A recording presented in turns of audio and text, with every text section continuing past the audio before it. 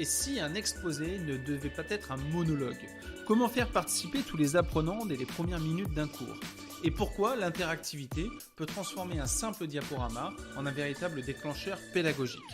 Aujourd'hui, on explore l'exposé interactif, une technique de découverte participative structurée autour d'un modèle du Q4.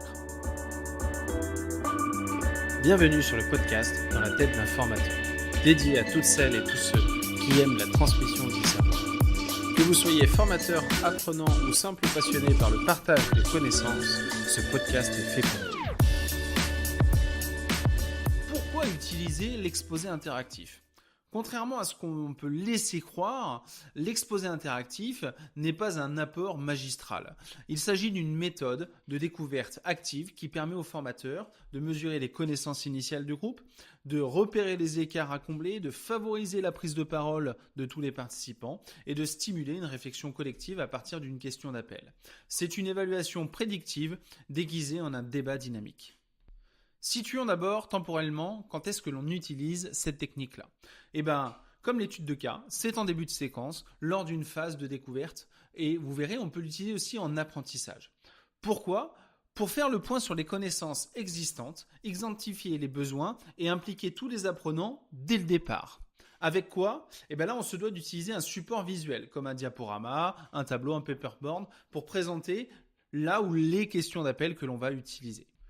Comment mettre en œuvre cette technique ? On va respecter 5 temps qui sont importants. La première, c'est la phase de recherche. Le formateur annonce l'objectif, bien évidemment, de l'activité et le plan en 3 ou 4 parties.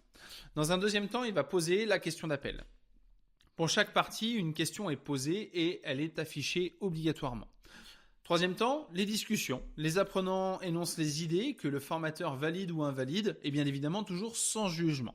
En fonction des réponses, le formateur peut assurer un complément avec 1 ou 2 diapositives de synthèse sans faire pour autant d'apport magistral. Et pour terminer, la 5e étape, c'est la répétition. Ce schéma de question d'appel-réponse des participants, il peut se répéter dans le temps en fonction de l'exposé et de la ligne pédagogique que l'on souhaite réserver. Quels sont les risques ? C'est toujours la même chose. Un petit manque de participation des apprenants, parce qu'ils n'osent pas trop se mettre en avant.